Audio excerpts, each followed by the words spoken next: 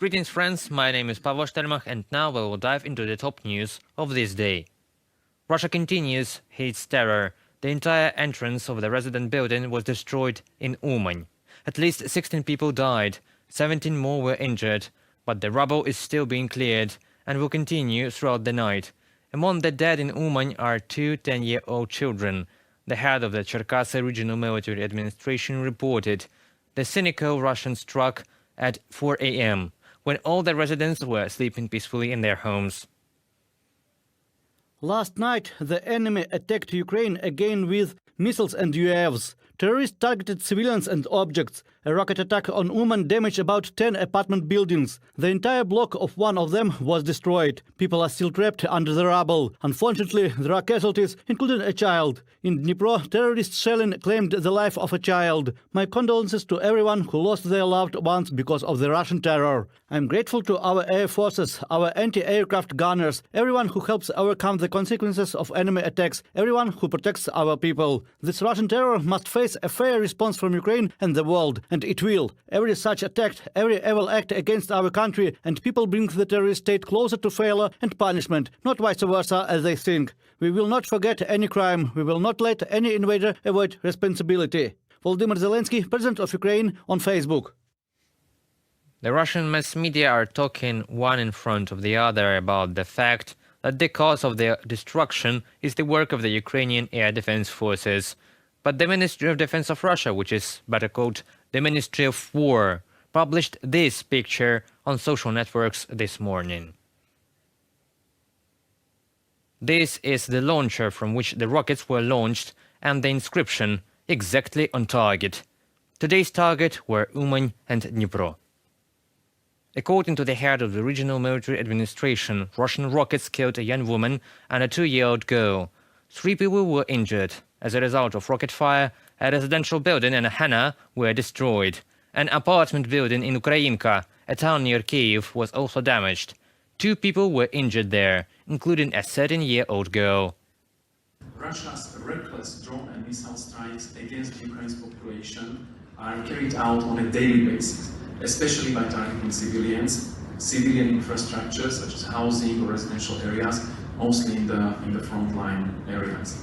And just to illustrate the barbarity and the inhuman nature of the Russian actions, this is a piece of shrapnel from a bomb heavy of 500 kilograms. This is one of those which are being dropped on civilian targets in Ukraine. This one was collected from the ruins of a school by children. Children are collecting this, making such keyrings just to show what is flying around after every explosion Russia is causing in Ukraine. The Russian attacks on civilians and civilian infrastructure constitute war crimes. I will just add another crime. I don't know what the exact goals were for this strike. After all, these are no longer blows to the energy infrastructure. So where? To civilians. This is terrorism, and I suspect that this has been done to raise the stress level of ordinary citizens of Ukraine.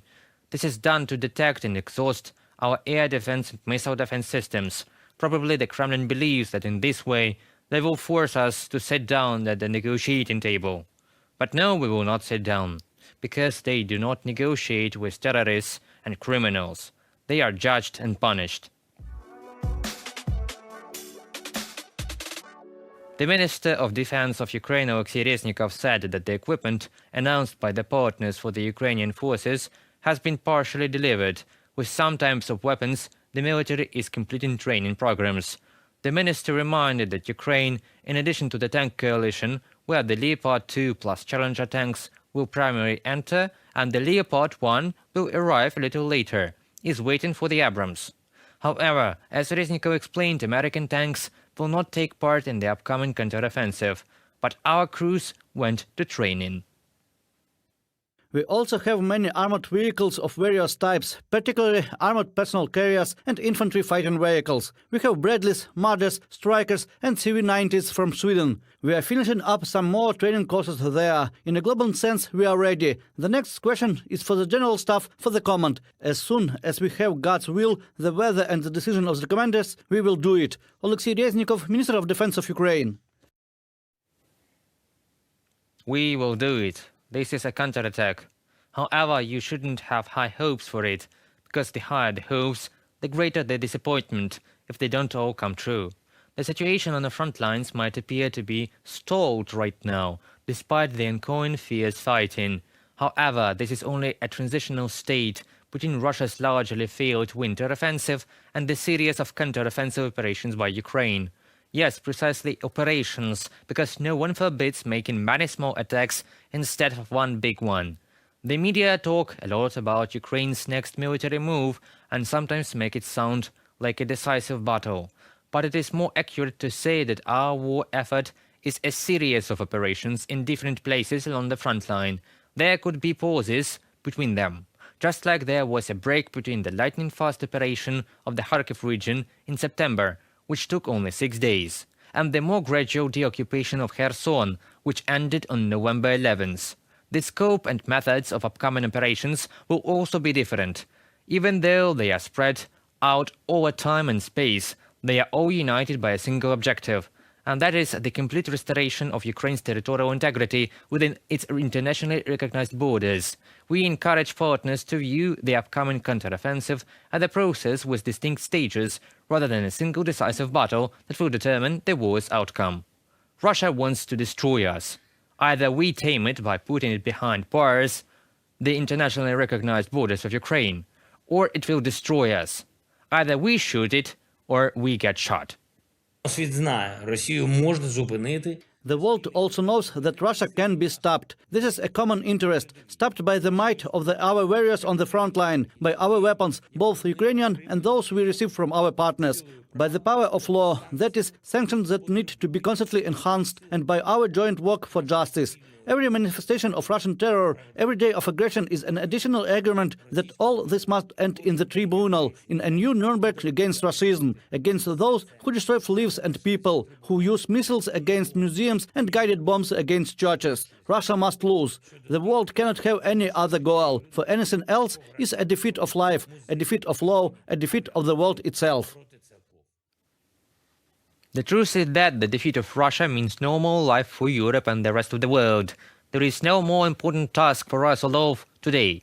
To fulfill this task effectively, we need more weapons and ammunition, and we need everything to arrive as soon as possible. The war unleashed by Russia has attracted the attention of many researchers to the problem of the transformation of post-Soviet societies. It became obvious how the paths of development of the two countries diverged: the dominance of the oligarchy and dictatorship in the Russian Federation and the emerging democracy and civil society in Ukraine. For example, Janine Vedel, who has studied Ukraine in Russia since the early 1990s, has traced the rise of oligarchy capitalism in Russia and Ukraine over the past 30 years. In her report, she contrasts this process with the development of Ukrainian civil society, which took place in the same period and turned out to be a counterweight to corruption and oligarchic influence. Janine Vedel's concept is that in modern society there are two competing and equally strong directions of development, which are called oligarchy capitalism and civil society.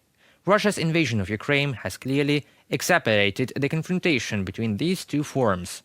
Moreover, in my opinion, Putin's confidence in the weakness of Europe and Western unity was one of the important factors in deciding to attack Ukraine.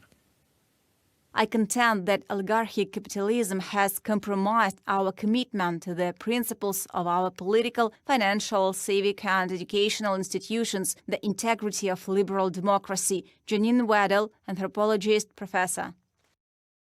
If in Ukraine civil society has accelerated its formation on the basis of the joint organization of the Ukrainian people to resist the invaders, then Putin's oligarchy in Russia either supported the actions of the state or silently endured sanctions and the freezing of its assets in the West. And due to the fact that the Russian government has started a war against Ukraine and the sanctions pressure will only increase, it will only become more difficult for Russian entrepreneurs and companies over time, even despite the fact that, for example, there is a huge lobby in Europe. But in the Council, among member states, you still have countries opposing it. So we have to overcome their opposition. And the same thing happens, for instance, for diamonds. How do you explain diamonds are out of sanction regime from EU? Diamonds. I mean, is it like bread that people will go to the streets if the price of diamonds is up because of Russian diamonds being cut from the European market? No, diamonds is only for a small minority of Europeans, you know. And still we have diamonds excluded because Belgium was active to exclude diamonds. So that should come to an end. Really, that should come to an end after all these months plural of discussion. It's over. We should not have exemptions, sectorial exemptions to our sanctions. And it's of course it's about helping Ukraine, it's about sanctioning Putin's regime, it's also about being just coherent with what we say. If we say that we need to defeat Putin's regime in Ukraine, that we need Putin to lose, then we need also to make sure that we are stopping any form of financing of Putin's regime, including with diamonds or with Rosatom or with nuclear products. According to Janine Wedel, the whole world should look closely at the processes that occur due to oligarchic influence, as it demonstrates what can happen with any democracy and economic system. The expert spent about a year in Ukraine and found that unlike Russians, Ukrainians have a history of shared public space. We also talked with Dr. Asina Small, an economist and data scientist at the University of Virginia. Among other things, we also asked why some Western companies continue to work there, despite the fact that Russia is an aggressor country. Here is the response we received. Russian financial institutions that are allowed to operate in international markets. There are still American companies that are operating in, and other Western companies that are operating in Russia. When the United States was dealing with North Korea, when it was dealing with Cuba, there was no messing around, if you will. There was no hedging. They would just say, you cannot do business in the United States and North Korea at the same time. You have to pick one market or the other. This is the attitude that we should be taking towards Russia, I believe. Full interview with Dr. Small you can see on this Sunday's wrap-up. There are many interesting things. In the meantime, the Ukrainian civil society, which has accelerated its formation on the basis of the joint organization of the Ukrainian people to resist the occupiers, will also improve, because we do not have time for a long transformation. We already want to be in the EU and NATO. That concludes our today's video. Thank you for watching and stay tuned for future videos. Goodbye.